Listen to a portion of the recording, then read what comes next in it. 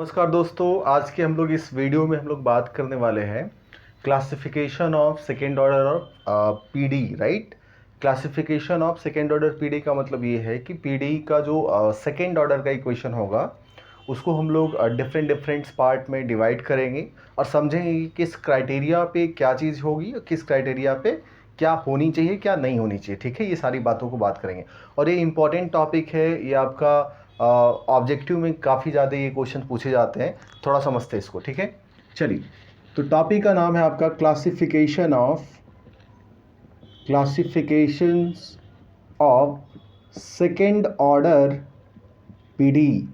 PD का मतलब हो गया आपका partial differential equations, classification of second order PD. ठीक है, तो एक सेकेंड ऑर्डर पीडी मैं लिख रहा हूँ, फिर आपको समझाने की कोशिश करते हैं। देखिए, एक पीडी हमारा हो गया a u x x plus b u x y plus c u y y plus d u x.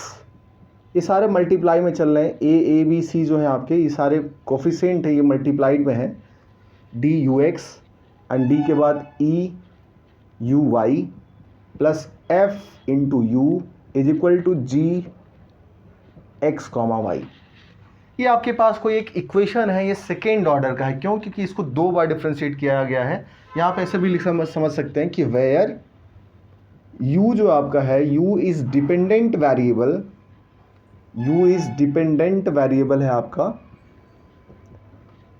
And x and y, x और y जो आपका है इज इंडिपेंडेंट वेरिएबल।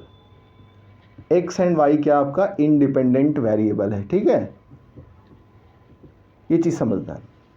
अब u x x का मतलब क्या हो गया कि इस डिपेंडेंट वेरिएबल को x के रिस्पेक्ट में दो बार डिफरेंशिएट किया गया है। u x y का मतलब क्या हो गया कि इस डिपेंडेंट वेरिएबल को एक बार x के रिस्पेक्ट में, एक बार y के रिस्पेक्ट में डिफरेंशिएट किया गया है। सिमिलरली y y का मतलब हो गया कि u को दो बार y y के रिस्पेक्ट में डिफरेंशिएट, मतलब y के रिस्पेक्ट में डिफरेंशिएट किया गया इस तरीके से। और वेर a b c जो आपका है ना, a b c d e f g, ये सारे कांस्टेंट भी हो सकते हैं और फंक्शन ऑफ x और y भी हो सकते हैं। ये भी लिख लीजिए। And a comma b comma c comma d comma e f g are constant और function of x and y only. ये ध्यान रहे आपका, ठीक है ना। यहाँ पे ये इंफॉर्मेशन इंपॉर्टेंट है कि या तो आपका ये कांस्टेंट हो सकता है या x और y का फंक्शन हो सकता है, ये u का टर्म्स नहीं हो सकते। ठीक है, इस तरीके से यहाँ पे हमने समझा। अब इसको क्लासीफाई कैसे करेंगे? सेकेंड ऑर्डर इसलिए हुआ क्योंकि इसको दो बार डिफरेंशिएट कर रहे हैं, तो इस जनरल पीडी का इक्वेशन है सेकेंड ऑर्डर का। अब अगर ये क्या कहलाएगा, पैराबोला कब होगा, कब इसका हाइपरबोला कब होगा, कब एलिप्टिक होगा, ये यही क्लासिफिकेशन कहलाता है। तो इसको मैं इक्वेशन नंबर 1 दे देता हूँ। सो दिस इक्वेशन नंबर 1 बच्चों, इसको 3 पार्ट में कैटेगराइज करेंगे हम लोग। ठीक है ना, इन 3 पार्ट में करेंगे। पहला पार्ट ये है, यहाँ से सिर्फ ध्यान रखना है, इसको equation number 1 can be categorized on b square minus 4ac। इसी के हेल्प से हम लोग इसको क्या करेंगे, कैटेगराइज करेंगे, मीन्स डिवाइड करेंगे डिफरेंट सेगमेंट्स में। देखिए, अगर बी स्क्वायर माइनस 4ac क्या हो जाए, ये 0 से बड़ा हो जाए। ध्यान रखिए, ये जो पीडी है, ये जो कोफिशिएंट था u x x का, u x y का b, u y y का c, इस तरीके से अगर ये बड़ा हो जाए, 0 से बड़ा हो जाए, या एक कंडीशन ये भी हो सकता है कि ये 0 से बड़ा ना हो कि 0 के इक्वल हो जाए। और क्या हो सकता है, ये चीज़ 0 से बड़ा देख लिया, इक्वल देख लिया, तो लेस देन 0 भी हो सकता है। ये 3 केसेस हो गए। ठीक है, अब अगर ये पहला केस हुआ, ये फर्स्ट केस अगर यहाँ पे हुआ, तो इसको हम लोग बोलते हैं, इसको बोलेंगे कि इक्वेशन इज हाइपरबोलिक। ध्यान रहेगा आपको, ये जो पीडी का इक्वेशन है, पार्शियल डिफरेंशियल इक्वेशन है, इसको क्या बोलेंगे हम लोग, पीडी कब बोलेंगे, जब बी स्क्वायर माइनस 4ac क्या आ जाए, 0 से बड़ा आ जाए। अगर ये बी स्क्वायर माइनस 4ac 0 के इक्वल आ जाता है, तो इसको बोलेंगे it is parabolic. It is parabolic, ठीक है, ये पैराबोलिक कहलाएगा। और अगर ये लेस देन 0 आ गया तो it is elliptical, it is elliptical, elliptic बोलेंगे, ठीक है ना, इसको ध्यान रखिएगा। तो ये आपके पास तीन टर्म्स आ गए आपके पास यहाँ से बच्चों। एक आप देख रहे होंगे हाइपरबोलिक, दूसरा पैराबोलिक, और तीसरा क्या है, इलेप्टिक, ठीक है। ये यहाँ से आया। अब थोड़ा सा मैं आपको कुछ क्वेश्चन और कराता हूँ। हाँ, लेकिन एक चीज़ और बता रहा हूँ, ये हाइपरबोलिक, पैराबोलिक और इलिप्टिक ये आपके फिक्स डोमेन में भी हो सकता है या थ्रू आउट ओवरऑल डोमेन में भी हो सकता है। अभी मैंने क्या बोला आपको, एक एग्जाम्पल के थ्रू सिखाता हूँ। मैंने यही आपसे बोला कि ये जो हाइपरबोलिक हो सकता है, ये पूरा इक्वेशन हो सकता है पूरे डोमेन के लिए हो। पूरे डोमेन का मतलब पूरे एक्स वाई की वैल्यू के लिए क्या हो जाए, वो सिर्फ हाइपरबोलिक हो सकता है, या कुछ एक्स और वाई की वैल्यू के लिए हाइपरबोलिक होगा, कुछ के लिए पैराबोलिक होगा, कुछ के लिए इलिप्टिक होगा। ये क्वेश्चन हम लोग यहाँ पे देखते हैं। इसको फटाफट नोट कर लीजिए, मैं आपको क्वेश्चन इस पे लिख के बता रहा हूँ। चलिए, कुछ मैंने यहाँ पे कुछ क्वेश्चन लिखा है बच्चों आपके लिए, और इसको सॉल्व करने की कोशिश करते हैं। ये क्लासिफिकेशन ही करना है, ठीक है। तो मैंने आपसे बोला था कि ये जो अपना एक स्टैंडर्ड इक्वेशन लिखा था, उससे अगर आप कंपेयर करेंगे इसको, देखिए अपना स्टैंडर्ड इक्वेशन क्या था आपका, a u x x plus b u x y plus c u y y plus d u x plus e u y plus f u is equal to g of x y. यही था आपका standard equation. अब इसको अगर आप इससे compare करेंगे, पहले वाले फर्स्ट इक्वेशन को की मैं बात करूं, अगर आंसर ऑफ फर्स्ट की बात करी जाए, तो ए की वैल्यू कितनी आ गई यहाँ से, इफ़ यू कंपेयर, सो ए की वैल्यू आ गई एक्स स्क्वायर, और बी की वैल्यू कितनी आ गई बच्चों, बी है ही नहीं यहाँ से, क्योंकि एक्स वाई का कोफिशिएंट जो होगा वो बी कहलाएगा, तो इसमें है ही नहीं कोई भी एक्स वाई का कोफिशिएंट, ये जीरो हो गया। सी की वैल्यू कितनी है, वाई स्क्वायर, तो यहाँ से आप सी की वैल्यू लिख सकते हैं वाई स्क्वायर। बाकी से कोई हमें लेना देना है नहीं, डी ई एफ जी से कोई मतलब नहीं, क्योंकि हमारे जो क्लासिफिकेशन करना है वो सिर्फ बी ए सी पे ही डिपेंड है, ठीक है। अब मैं इसको सॉल्व कर रहा हूँ, इसका सोल्यूशन लिख रहा हूँ यहाँ पे। तो आपके पास क्या था, बी स्क्वायर माइनस 4ac लेने के लिए करना था, ठीक है। तो b की वैल्यू 0 माइनस 4a इंटू सी, ये आ गया आपका। अब एक्स स्क्वायर ये हो गया आपका। अब यही आपका आंसर नहीं होगा। अब अगर आप डायरेक्ट का इसके देखें, दो चीज़ें वैरी हो सकती है। क्या क्या वैरी हो सकती है, पहली बात ये समझें कि एक्स स्क्वायर और वाई स्क्वायर कभी भी निगेटिव नहीं हो सकते। ये जाहिर सी बात है कि ये वैल्यू क्या होगी, या तो जीरो होगी या तो जीरो से बड़ी होगी।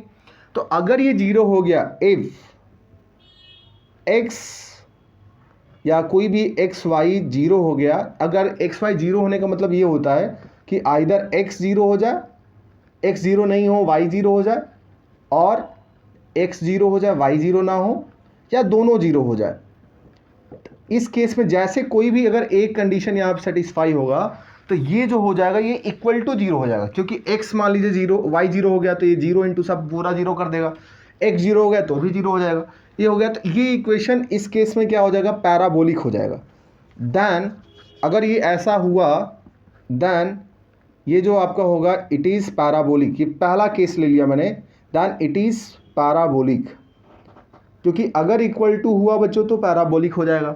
अब नहीं, अब ये नेगेटिव तो हो ही नहीं सकता, तो अब पॉजिटिव होगा। तो अदर के केस में क्या हो जाएगा, दूसरे केस में if x y greater than zero अगर हो जाते हैं तो क्या कहलाएगा आपका, माइनस का 4x स्क्वायर वाई स्क्वायर ये हमेशा जीरो से बड़ा होगा, देन ये हाइपरबोलिक हो जाएगा। तो यही मैंने आपसे बोला कि अगर आपके पास हो सकता है कि आपका जो इक्वेशन है, जो भी डिफरेंशियल पार्शियल डिफरेंशियल इक्वेशन दिया हुआ है, वो किसी एक डोमेन में कोई और करेक्टरिस्टिक्स शो कर रहा हो, दूसरे में कुछ और कर सकता है। जैसे यहाँ देखिए, अगर x इज इक्वल, कोई भी अगर x और y में से कोई भी जीरो हो जाए तो ये पैराबोलिक कन्वर्ट हो जाएगा, और अगर ये जीरो नहीं हुआ तो ये हाइपरबोलिक होगा। अब नेगेटिव होने का चांस ही नहीं है बच्चों, क्योंकि ये एक्स स्क्वायर है, एक्स स्क्वायर है ना आपका, देख लीजिए। तो एक्स और वाई कभी भी निगेटिव हो ही नहीं सकते, ठीक है ना। अगर आप ये अगर कोई नंबर निगेटिव लोगे भी तो ये वाली वैल्यू क्या कर देगी, उसको पॉजिटिव बना देगी, क्योंकि वो इसका स्क्वायर है।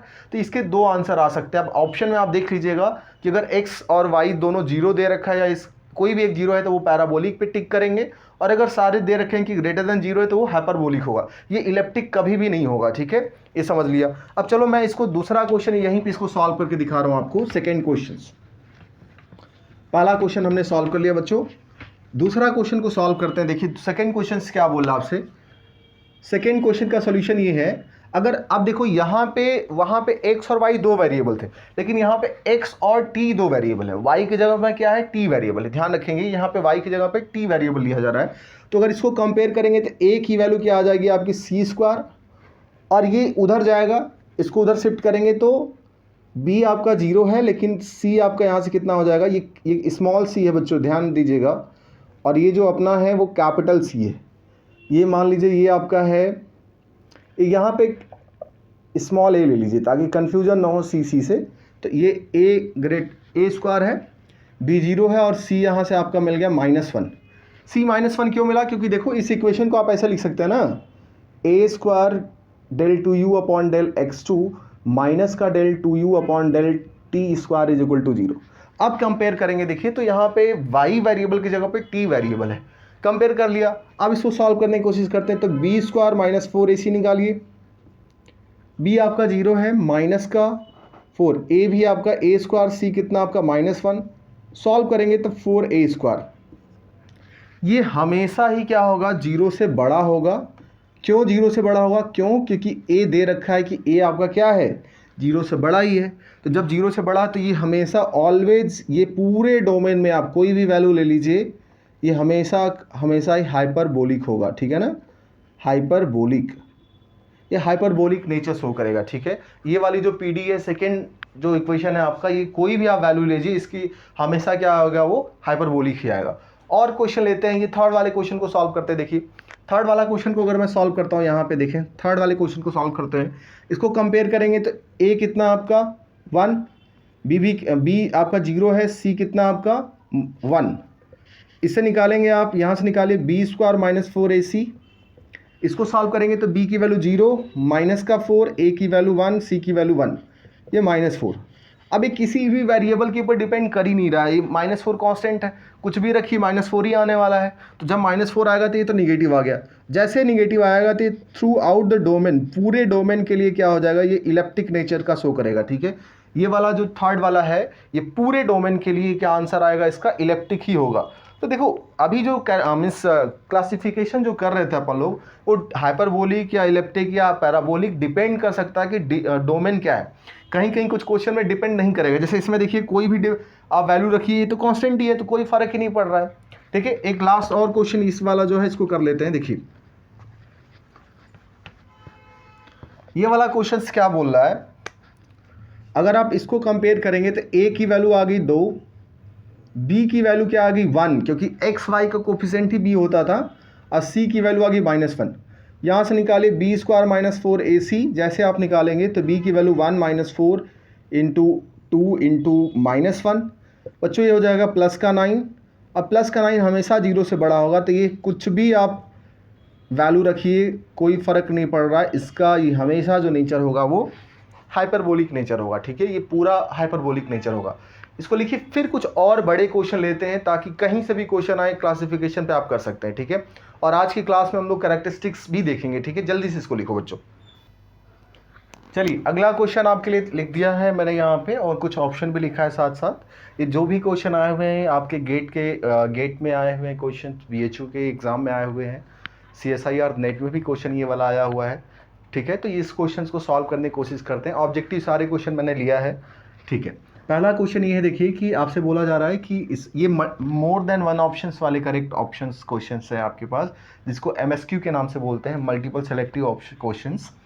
देखिए ये आपके पास ये क्वेश्चन है, इसको सॉल्व करने की कोशिश करते हैं। फर्स्ट क्वेश्चन नंबर 5 को सॉल्व करने की कोशिश करते हैं। जब इसको कंपेयर करेंगे बच्चों, तो a की वैल्यू मिल जाएगी आपको y, और b की वैल्यू मिलेगी यहाँ से 0, c की वैल्यू मिलेगी 1। तो आप जब निकालेंगे b स्क्वायर माइनस 4ac, देखिए क्या आएगा, b की वैल्यू आपकी 0 - 4 इंटू वाई इंटू 1, तो ये आपका आ गया माइनस का 4y। अब ये डिपेंड करेगा कि y की वैल्यू कैसी है। चलिए अगर y की वैल्यू निगेटिव लेते हैं अपन लोग, ठीक है ना, अगर पहला ऑप्शन देते हैं तो y की वैल्यू निगेटिव लिया मैंने, तो निगेटिव ये भी है और बाहर भी निगेटिव, तो निगेटिव निगेटिव मिला के क्या कर देगा, उसको पॉजिटिव कर देगा। ध्यान दो, अगर y की वैल्यू निगेटिव ले लीजिए। अगर केस नंबर 1 लेते हैं, ठीक है ना, case number 1, if y less than 0, y less than 0 का मतलब क्या है, y निगेटिव ही है, माइनस, और ये भी माइनस होगा, तो ये 4y क्या हो जाएगा, पॉजिटिव हो जाएगा। क्या हो जाएगा, पॉजिटिव। तो ये हाइपरबोला होगा, ना कि क्या होगा आपका, इलिप्टिक होगा। तो पहला ऑप्शन तो ऐसी गलत हो गया, देख लीजिए। इलिप्टिक होने के लिए क्या होना चाहिए था, बड़ा होना चाहिए, मतलब लेस देन जीरो होना चाहिए था, लेकिन लेस देन जीरो नहीं आएगा यहाँ से, पहला गलत हो गया। ये इलिप्टिक हाइपरबोला, ये देखिए ये सही हो गया। देखिए hyperbolic if y less than zero, अगर वाई क्या हो जाए, लेस देन जीरो हो जाए तो ये हाइपरबोलिक, ये वाला ऑप्शन सही हो गया। और देख के देखते हैं, ये अगर मान लीजिए इफ वाई की वैल्यू जीरो ले लूँ मैं, तो वाई जीरो हो गया तो -4 वाई 4 इंटू जीरो, ये भी कितना हो जाएगा, जीरो हो जाएगा। मतलब ये पैराबोलिक हो जाएगा बच्चों, ये क्या हो जाएगा, पैराबोलिक। तो ये वाला भी ऑप्शन सी, बी वाला भी सही है कि अगर y जीरो हो जाए तो ये वाला क्या हो जाएगा, जीरो हो जाएगा, मीन्स बी स्क्वायर -4 इससे जीरो हो जाएगा। जैसे जीरो होगा तो क्या करेगा, पैराबोलिक दे देगा। चलिए 3 ऑप्शन तो हमने कर लिया, चौथा ऑप्शन देखते हैं, इलिप्टिक की बात करते हैं। अब देखिए y लेस देन जीरो ले लिया, y जीरो ले लिया। अब नेक्स्ट लेते हैं, if y greater than zero हो जाए तो क्या होगा। देखिए जब y ग्रेटर देन जीरो होगा तो -4 और ये आपका y पॉजिटिव ही है, तो अब ये निगेटिव हो जाएगा। क्यों, क्योंकि देखिए माइनस बाहर लगा हुआ है और y पॉजिटिव नंबर है, कोई भी 1 2 3 4 ले लो, तो माइनस से मल्टीप्लाई करेंगे पॉजिटिव को तो क्या होगा, माइनस ही आएगा। इसका मतलब इस केस में क्या हो जाएगा, ये इलिप्टिक हो जाएगा। इस केस में क्या हो जाएगा बच्चों, इलिप्टिक। कब, जब आपकी y की वैल्यू जीरो से क्या हो जाए, बड़ी हो जाए। तो मतलब ऑप्शन डी भी सही है। तो यहाँ पे 3 ऑप्शन सही थे, एक ऑप्शन गलत था। ये MSQ क्वेश्चन में आए हुए हैं। आप जो हायर एजुकेशंस के जो एग्ज़ाम देते हैं, आप जैसे CSIR नेट के एग्ज़ाम देते हैं, गेट का एग्ज़ाम देते हैं, उस टाइप उन सभी एग्ज़ाम में क्वेश्चन पूछे जाते हैं, मोर देन वन ऑप्शन। आपसे हो सकता है आप पूछ ले कि किस रीजन में इलिप्टिक नहीं है, तो आपका आंसर कौन सा हो जाएगा, ए वाला हो जाएगा। इट डिपेंड्स करेगा कि क्वेश्चन कैसा, बट सीखना यहाँ पे है कि क्वेश्चन को सॉल्व कैसे करते हैं। चलिए क्वेश्चन नंबर 6 लेते हैं, ठीक है ना। क्वेश्चन नंबर 6 को सॉल्व करने की कोशिश करते हैं कि कैसे इसको सॉल्व करेंगे। देखिए क्वेश्चन नंबर 6 क्या बोल रहा आपसे कि ये इक्वेशन है, ये कुछ ऑप्शन दे रखे हैं, देखिए सॉल्व करते हैं इसको फिर से। तो यहाँ से देखो x, ये थोड़ा सा उलट के लिख दिया, ठीक है ना। पहले एक्स स्क्वायर आना चाहिए, तो a का मीन्स एक्स स्क्वायर कोफिशिएंट ही ये होता है, तो इसका 1 हो जाएगा। b यहाँ पे एक्स वाई कोफिशिएंट है नहीं तो 0 ले लेंगे। और c की वैल्यू कितनी आ गई, x आ गई। तो अब इससे निकाले b स्क्वायर -4ac निकालते हैं। जब b स्क्वायर -4ac निकालोगे तो 0 माइनस का 4x। अब ये डिपेंड करेगा x के ऊपर। अब अगर मान लीजिए ये आपका टोटल आंसर आया -4x, फिर x के 3 केसेस हो सकते हैं। इफ़ x ग्रेटर देन 0 हो जाए तो क्या होगा, जब x ग्रेटर देन 0 होगा तो -4x लेस देन 0 हो जाएगा। तो इस केस में क्या हो जाएगा, इलिप्टिक हो जाएगा। इस केस में क्या आ जाएगा, इलिप्टिक। दूसरा केस लेते हैं, इफ़ x 0 हो जाएगा तो क्या होगा, तो -4 इंटू 0 0 हो जाएगा। इसका मतलब इस केस में क्या हो जाएगा, पैराबोलिक पाथ हो जाएगा। इस केस में क्या होगा, पैराबोलिक। नेक्स्ट अगर हमने लिया इफ़ x की वैल्यू ग्रेटर देन 0 ले रखी है, x की वैल्यू इक्वल टू 0 ले रखी है, अब x की वैल्यू लेस देन 0 लेते हैं, तो निगेटिव लोगे तो -4 और ये भी निगेटिव हो गया, तो इसको 4x पॉजिटिव बना देगा। तो पॉजिटिव बनाने का मतलब हाइपरबोला हो जाएगा, ठीक है ना। Hyperbolic path means hyperbolic nature show करेगा। तो इसमें देख लीजिए elliptic when x greater than 0, देखिए x ग्रेटर देन 0 तो ये क्या है, इलिप्टिक। तो ये पहला ऑप्शन सही हो गया। Parabolic when x equal to 0, ये भी सही हो गया। पैराबोलिक ये तो गलत हो गया। Hyperbolic x less than x greater than 0, ये भी गलत हो गया। हाइपरबोलिक कब आया था आपका, जब x क्या था आपका यहाँ से लेस देन 0 था। तो ये 2 ऑप्शंस आपके सही हैं, 2 ऑप्शन यहाँ से क्या है, गलत है। ठीक है, चलिए अगला लास्ट क्वेश्चन लेते हैं इसका। यहाँ पे चलिए ये क्वेश्चन कुछ इस तरीके से लिखा हुआ है, मैं इसको ऊपर लिखता हूँ, ठीक है। ये क्वेश्चन आपका इस तरीके से लिखा हुआ है, x square del 2z upon del x2 minus x Y square -1 del 2z upon del x into del y plus y into y -1 का whole square del 2z upon del y2 plus x del z upon del x plus y del z upon del y is equal to 0। आपसे बोला जा रहा है कि ये hyperbolic होगा, किस रीजन में होगा। यहाँ पे 3 ऑप्शन, एक और ऑप्शन मैंने नहीं लिखा है, एक और ऑप्शन आपको बता दूंगा मैं आपको, ठीक है, लेकिन इन तीनों में से ही सही है। चलिए तो ये बाकी के तो हमारे काम का नहीं है, 1 2 3 टर्म काम के हैं, बाकी तो हमारे काम के नहीं है, क्योंकि मुझे क्या चाहिए, सिर्फ ए बी सी चाहिए। तो अगर मैं इसको कंपेयर करूंगा तो कंपेयर करिए, a is equal to x square आ गया, b का मतलब एक्स वाई का कोफिशिएंट, तो यहाँ से माइनस का x y square minus one आ गया, और c की वैल्यू कितनी आ गई, वाई माइनस वन का होल स्क्वायर, ये 3 आ गया। अब अपने को क्या निकालना है, B square minus four A C, ठीक है ना। चलिए B square minus four A C निकालते हैं अपन लोग। तो बी स्क्वायर मतलब minus x Y square minus one का होल स्क्वायर, ये बी स्क्वायर हो गया, माइनस का फोर ए मतलब एक्स स्क्वायर, सी का मतलब हो गया वाई माइनस वन का होल स्क्वायर, ये तो है ही, हमने यहाँ लिख दीजिए, ठीक है। अब क्या करेंगे, थोड़ा ध्यान दीजिएगा, बी स्क्वायर हो गया माइनस का फोर ए सी हो गया, ठीक है। अब ये माइनस है तो ये पूरा ऐसे लिखा जा सकता है। अच्छा, इसको ऐसे भी लिख सकते हैं ना, वाई का whole square and Y plus one का whole square, A square minus B square है तो उसको अंदर लिख के फिर स्क्वायर कर सकते हैं, और ये एक्स का भी स्क्वायर हो जाएगा। यहाँ से आप four X square Y minus one का होल स्क्वायर लिख सकते हैं। अच्छा, अब इसमें से कुछ कॉमन ले सकते हैं, देखिए एक्स स्क्वायर कॉमन ले सकते हैं पहली बात, और एक और कॉमन ले सकते हैं, वाई माइनस वन का होल स्क्वायर भी कॉमन ले सकते हैं। तो बचा क्या यहाँ से, वाई प्लस वन का होल स्क्वायर, और यहाँ से बचा फोर इंटू वाई बच गया, ठीक है। सॉल्व करते थोड़ा इसको, वाई माइनस वन का होल स्क्वायर, इसको सॉल्व करेंगे तो Y square plus one plus two Y minus का फोर वाई, ठीक है। अब इसको और सॉल्व करिए, X square Y minus one का होल स्क्वायर, इसको सॉल्व करेंगे तो वाई स्क्वायर माइनस का two Y plus one bracket, इसको ऊपर सॉल्व कर रहा हूँ बच्चों, तो ये X square Y minus one का होल स्क्वायर, और ये अगर ध्यान से देखेंगे ये भी वाई माइनस वन का होल स्क्वायर बन गया। इसका मतलब ये हो गया कि X square Y minus one का फोर हो जाएगा, ठीक है। अब ये आपका आया क्या, यही B square minus four A सी है, ये किसकी वैल्यू आ गई, B square minus four A सी की वैल्यू ये आ गई। अब ये किन किन बातों के ऊपर डिपेंड कर रहा है, इसको हाइपरबोलिक होना चाहिए, इज हाइपरबोलिक, हाइपरबोलिक का मतलब ये ग्रेटर देन जीरो होना चाहिए। अरे बच्चों, हाइपरबोलिक बोला गया है कि ये हाइपरबोलिक होना चाहिए, तो ग्रेटर देन जीरो होना चाहिए, B square minus four A सी। अब ये ग्रेटर देन जीरो कब होगा, ये पक्की बात है, नो डाउट कि इसकी वैल्यू जीरो हो सकती है या जीरो से बड़ी हो सकती है, क्योंकि ये सारे टर्म स्क्वायर मतलब इवन पावर है इसके ऊपर, ठीक है। अच्छा, लेकिन ये भी डर है कि ये जीरो भी हो सकता है। कब जीरो होगा, जब एक्स की वैल्यू क्या हो जाए, जीरो।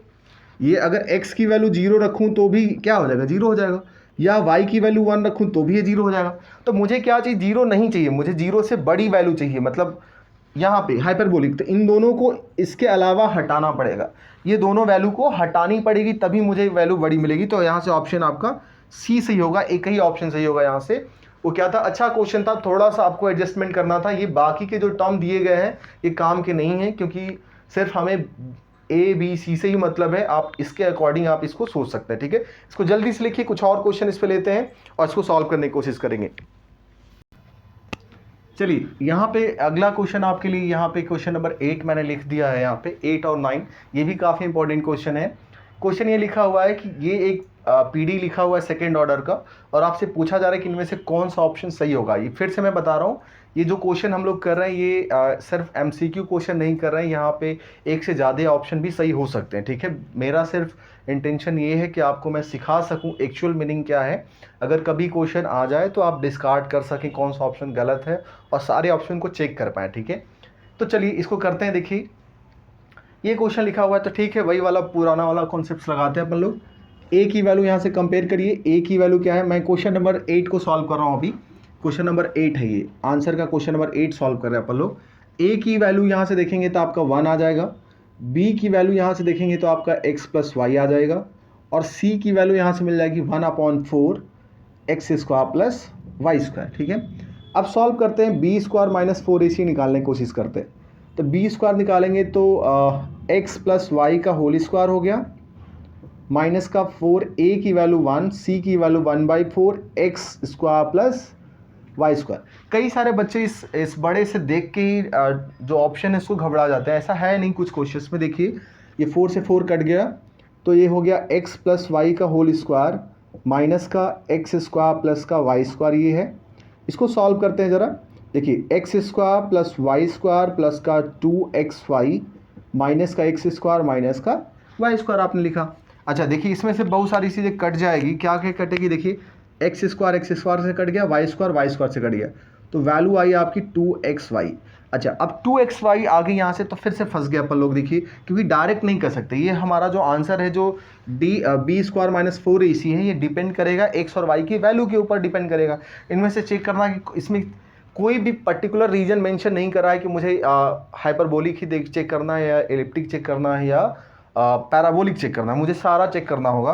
तो पहली बात ये होगी कि पहला केस अगर मैं ये बताऊँ कि अगर एक्स वाई आपका ग्रेटर देन 0 है तो ये हाइपरबोलिक होगा, सभी जान रहे हैं, क्योंकि इसकी वैल्यू क्या हो जाएगी, पॉजिटिव हो जाएगी।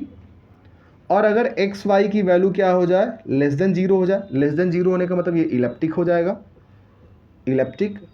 और अगर x 0 या y 0 या एनी वन कोई भी उनमें से कोई भी एक भी 0 हो जाए तो क्या हो जाएगा, ये पैराबोलिक हो जाएगा।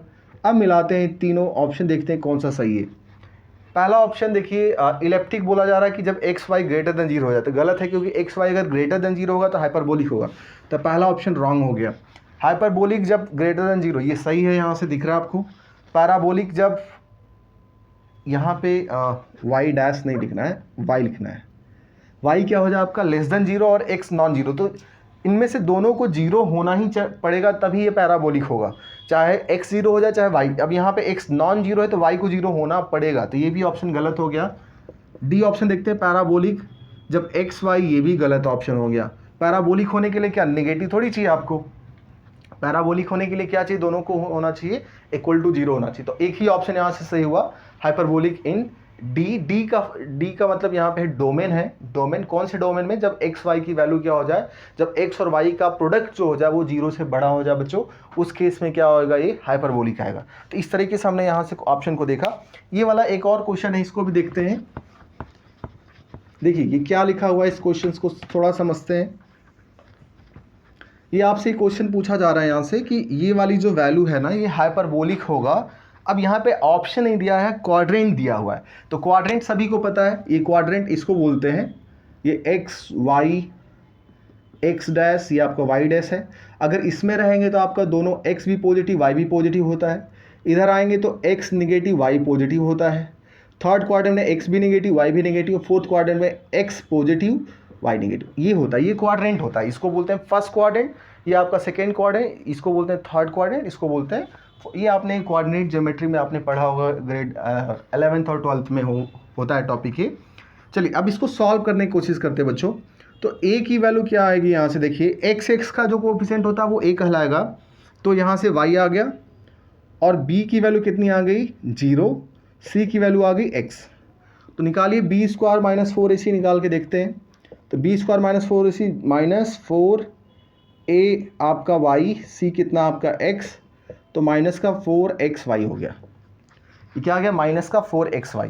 अब ये देखते हैं, ये हाइपरबोलिक होना चाहिए, क्या होना चाहिए बच्चों, ये हाइपरबोलिक तब होगा जब ये वैल्यू क्या हो जाए, 0 से बड़ी हो जाए वैल्यू। अब ये 0 से बड़ी, अभी तो ये निगेटिव है, तो 0 से बड़ी होने का मतलब ये है कि ये दोनों, इन दोनों में से कोई भी एक निगेटिव हो जाए। जैसे मान लीजिए अगर x निगेटिव हो गया, x निगेटिव हो गया तो निगेटिव मिला के इसको पॉजिटिव बना देगा, या y निगेटिव हो जाए तो ये भी हो जाए। तो इनमें से एक को पॉजिटिव होना पड़ेगा, एक को निगेटिव होना पड़ेगा। इसमें से इस x को ना, x y, इन दोनों में से x और y को, x और y में से, मीन्स ये जो प्रोडक्ट है आपका x और y में से, आइदर x क्या हो जाए आपका, ग्रेटर देन 0 हो जाए और y लेस देन 0 हो जाए, और x लेस देन 0 हो जाए और y ग्रेटर देन 0 हो जाए। तो ऐसा कौन, x ग्रेटर देन 0 होने का मतलब x पॉजिटिव हो जाए y निगेटिव हो जाए, और यहाँ पे x निगेटिव हो जाए y पॉजिटिव हो जाता है। ऐसा कौन सा क्वाड्रेंट है, एक तो क्वाड्रेंट मिल रहा है आपको फोर्थ वन ये वाला, और एक आपको मिलेगा सेकेंड वन। तो आपका ऑप्शन हो जाएगा सेकेंड क्वाड्रेंट और फोर्थ क्वाड्रेंट। अगर सेकेंड और फोर्थ क्वाड्रेंट में आपकी वैल्यू कोई भी एक्स वाई की लाई करेगी तो पक्की बात है कि वो हाइपरबोलिक ही फंक्शंस बनेगा, ठीक है। तो मेरे हिसाब से आप सभी लोग को classification of second order PD clear हो गया होगा। अब क्या करते हैं हम लोग, कैरेक्टरिस्टिक्स पढ़ने की कोशिश करते हैं और कैनोनिकल फॉर्म, क्योंकि ये भी आएगा, और इसके साथ साथ आपका ये ऑलमोस्ट ये वाला जो टॉपिक है जो जिस पे ज़्यादा न्यूमेरिकल बनने के चांस होते हैं वो कंप्लीट कर लेंगे हम लोग, ठीक है। तो अभी मैं आपको यहाँ लिख लीजिए, फिर अभी मैं आपको बताता हूँ कि कैरेक्टरिस्टिक्स क्या होते हैं। अब थोड़ा सा उसके ऊपर कुछ नोट्स इंपॉर्टेंट पॉइंट लिखेंगे, फिर इसको वीडियो को कंप्लीट करेंगे, ठीक है। चलिए इसको जल्दी से नोट कर लीजिए बच्चों। चलिए इससे पहले अभी तक हमने देखा कि सेकेंड ऑर्डर पीडी जो होता है उसका क्लासिफिकेशन कैसे करते हैं, क्लासिफिकेशन इन द सेंस कि वो कब पैराबोलिक होगा, कब हाइपरबोलिक होगा, कब इलिप्टिकल होगा, वो हमने देखा। ठीक है, अब हम लोग देखने वाले हैं कि जो इक्वेशन 1 लिखा था मैंने, जो बड़ा सा स्टैंडर्ड सेकेंड ऑर्डर पीडी लिखा था, उसमें अगर आपसे पूछा जाए कैरेक्टरिस्टिक्स को कैसे निकालना है, ये क्यों बता रहा हूँ, क्योंकि अभी हम लोग पढ़ेंगे कैनोनिकल फॉर्म, तो कैनोनिकल फॉर्म में भी हमें इन सब चीज़ों की ज़रूरत पड़ेगी। ठीक है, तो पहले से जान जाएंगे तो ज़्यादा आसान होगा। 1 2 4 क्वेश्चन इस पर मैं करा दूंगा कैरेक्टरिस्टिक कर्व के ऊपर, बट पहले उससे समझते हैं कि कैरेक्टरिस्टिक्स कर्व का मतलब क्या है। तो मैंने आपसे एक इक्वेशन लिखा था शुरुआत में, ये मान लीजिए a u x x plus b u x y plus c u y y plus d u x plus e u y plus f into u is equal to g x y. ये आपका क्या था, standard PD में second order PD है। It is standard second order PD, second order PD. अब मुझे क्या चाहिए, इस सेकेंड ऑर्डर पीडी का मैं चाह रहा हूं कि कैरेक्टरिस्टिक्स कर्व निकालो। ठीक है, अभी तो क्लासिफिकेशन हमने देख लिया, बट इसका मैं कैरेक्टरिस्टिक्स कर्व निकालना चाह रहा हूं। तो कैरेक्टरिस्टिक्स कर्व कैसे होता है, means characteristics curve of equations 1, इसको नाम दे दीजिए इक्वेशन नंबर 1। अगर मैं इस इक्वेशंस का या कोई भी सेकेंड ऑर्डर पीडी अगर दिया जाता है, आपके अभी टॉपिक में सेकेंड ऑर्डर पीडी ही हमें पढ़ना है अभी तक, तो एमएससी के टॉपिक में यही होता है बच्चों। तो इसमें अगर निकालना होगा तो कैसे निकालेंगे, देखिए। तो इसके लिए क्या करना होता है, ये फॉर्मूला है, ध्यान रखिएगा। D Y by D x is equal to capital B, यहाँ से कंपेयर करेंगे ए बी सी, ये सब कुछ बातें मैंने बता रखी है, A B C D E F G है क्या चीज़, तो वहाँ से कंपेयर करेंगे जो भी इक्वेशन दिया जाएगा, प्लस माइनस यहाँ से लिखेंगे B square minus 4ac divided by 2a। इसको आप सॉल्व करेंगे ना, हालांकि देखिए इसका आंसर मिलता जुलता है किससे, क्वाड्रेटिक इक्वेशन से, राइट। क्वाड्रेटिक इक्वेशन का जो सॉल्यूशन निकालते थे हम लोग जिस फॉर्मूले से, उसी से मिलता जुलता है। अब क्यों नहीं मिलेगा, भी जरूरी है मिलना, क्योंकि ये सेकेंड ऑर्डर का है। तो क्वाड्रेटिक इक्वेशन भी क्या होता है, सेकेंड मीन्स उसकी डिग्री कितनी होती है, सेकेंड ही होती है, तो इसलिए इसमें इनका यूज करेंगे। ठीक है, अब यहाँ पे हम लोग डेरिवेशन नहीं करें कि फॉर्मूला आया कैसे है, इसके ऊपर क्वेश्चन सॉल्व करने की कोशिश करेंगे। तो इसके दो कैरेक्टरिस्टिक कब मिलेंगे, एक बार प्लस साइन लोगे तब, एक बार माइनस साइन लेंगे तब मिलेगा। ठीक है, जैसे कि अगर मैंने लिया D Y by D X, यहाँ से बी प्लस, इसको आप सॉल्व करेंगे बच्चों, B square minus 4ac upon 2a, एक कैरेक्टरिस्टिक को अब यहाँ से मिलेगा, और एक जब आप इस प्लस की जगह एक बार माइनस लेंगे आप, D Y by D x is equal to B minus B square minus 4ac divided by 2a।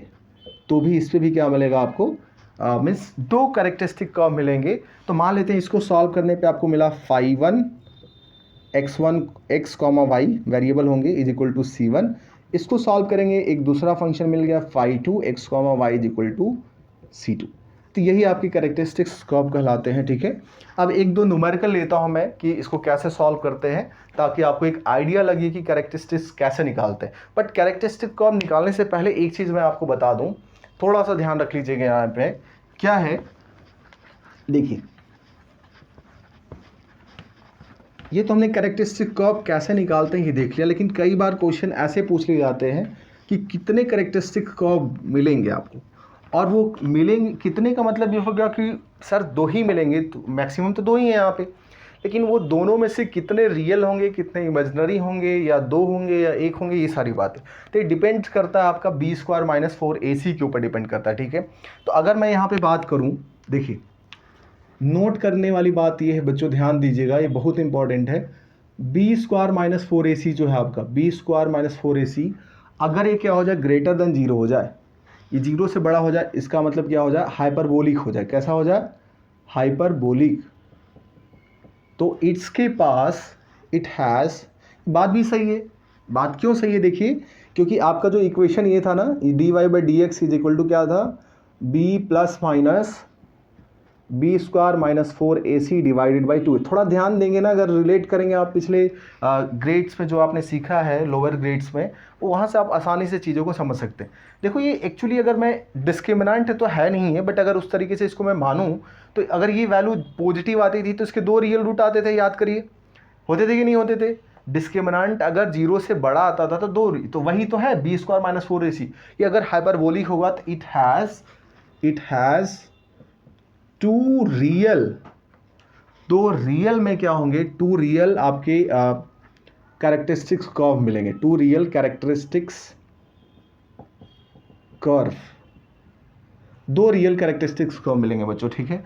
अब अगर यही क्या हो जाए, दूसरा केस मान लीजिए, अगर ये बी स्क्वायर माइनस 4ac क्या हो जाए? 0 हो जाए। 0 होने का मतलब अगर आपके पास पैराबोलिक हुआ, ठीक है, तो अब जैसे ही 0 होगा तो एक ही आंसर आएगा। वो आंसर क्या आएगा? देखिए, अगर ये 0, अगर मान लीजिए ये वाला टर्म पूरा 0 हो गया तो सिर्फ b/2 ही आएगा ना, b/2 ही आएगा। तो वो लिखेंगे यहाँ पे इट हैज़ 1 कैरेक्टरिस्टिक्स कर्व, एक ही कैरेक्टरिस्टिक्स कर्व होगा। वो क्या होगा? मतलब आप वहाँ से निकाल सकते हैं वो कैसा होगा? रियल ही होगा, ठीक है ना, रियल में होगा, ठीक है। अब थर्ड केस चलते हैं। अगर बी स्क्वायर माइनस 4ac आपने निकाला, ये लेस देन 0 हो गया। लेस देन 0 का मतलब इलेप्टिक केस अगर आपका आ रहा है, अगर ये आपका इलेप्टिक केस आ रहा है बच्चों, अगर ये आपका क्या आ रहा है? इलेप्टिक आ रहा है, मतलब लेस देन 0 का मतलब क्या? इलेप्टिक हो गया। अब जैसे अगर ये इलेप्टिक आया तो इमेजिनरी आता था, याद करिए क्वाड्रेटिक इक्वेशन में, तो यहाँ पे लिखेंगे it has both characteristics curve are imaginary. ये क्या होंगे? इमेजिनरी होंगे, ठीक है ना। ये दोनों जो भी 2 कैरेक्टरिस्टिक कर्व आएंगे वो इमेजिनरी आएंगे। तो थोड़ा ध्यान रखिएगा, कभी कभी क्वेश्चन डायरेक्ट ऐसे भी आ जाएंगे कि अगर वो हाइपरबोलिक होगा तो आपसे पूछेगा कितने कैरेक्टरिस्टिक्स उसके रियल होंगे, कितने इमेजिनरी होंगे, तो फटाफट यहाँ से आप कर सकते हैं।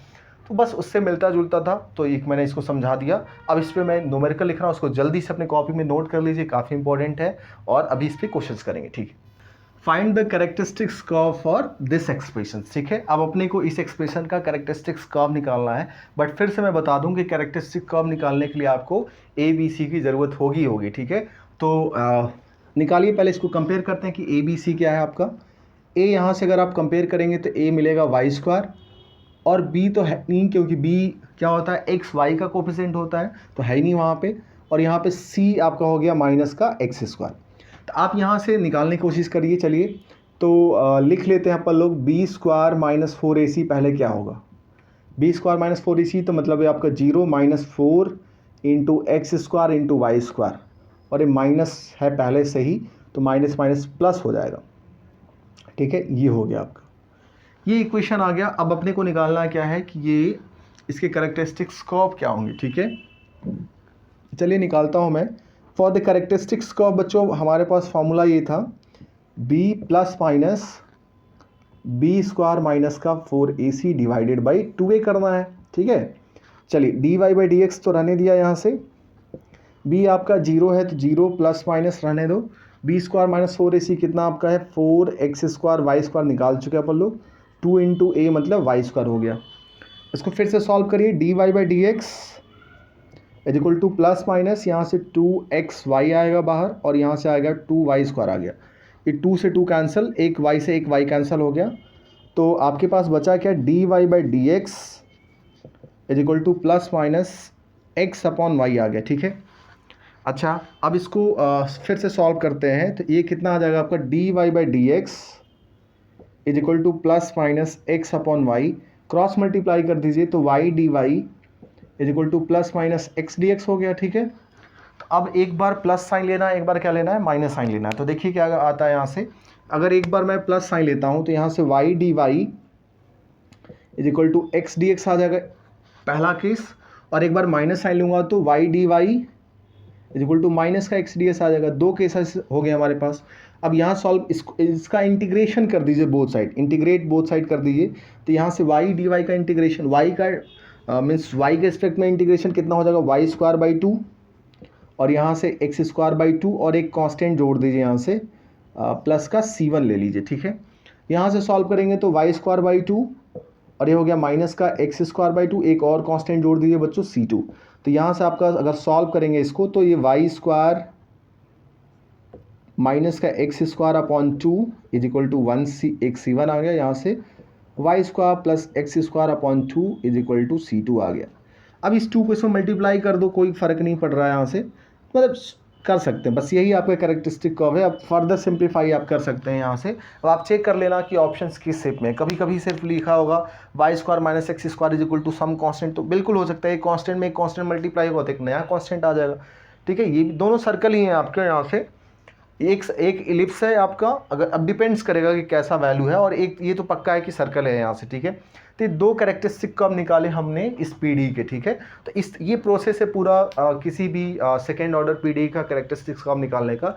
अब हम लोग बात करेंगे अगले वीडियो में कैनोनिकल फॉर्म कैसे निकालते हैं, कैनोनिकल फॉर्म और रिड्यूसिबल कैसे पीडी को बनाते हैं, रिड्यूस कैसे कर सकते हैं इसको सॉल्व करने में। बस थोड़ा सा मैं बता दूं, कैनोनिकल फॉर्म कुछ ज़्यादा मतलब इंपॉर्टेंट है नहीं, उसके लिए एक फॉर्मूला ध्यान रखना है। और कैनोनिकल फॉर्म का मतलब ये है बच्चों कि एक ऐसा फॉर्म जिससे इस पीडी को सॉल्व करना आसान हो जाए। अभी हम लोग इसको सॉल्व नहीं कर रहे हैं, हम लोग यहाँ से हम लोग सिर्फ कैरेक्टरिस्टिक्स निकाल रहे थे, मीन्स कैरेक्टरिस्टिक कर्व निकाला हमने। उसके बाद हमने इसका क्लासिफिकेशन देखा कि ये किस टाइप का नेचर होगा, इस कर्व का नेचर पैराबोलिक होगा, हाइपरबोलिक होगा या इलिप्टिकल होगा पर्टिकुलर डोमेन में। अब क्या करेंगे, इसको सॉल्व करने की जब बारी आएगी ना, तो सॉल्व करने के लिए हमारे पास एक टेक्निक है, उसी को बोलते, अगर मैं इसको कन्वर्ट कर दूं कैनोनिकल फॉर्म में, तो कैनोनिकल फॉर्म में कन्वर्ट करने पर सॉल्व करना ईजी हो जाता है। ठीक है, तो हम लोग अगले वीडियो में देखेंगे, इस वीडियो में यहीं तक। ठीक है, चलिए धन्यवाद।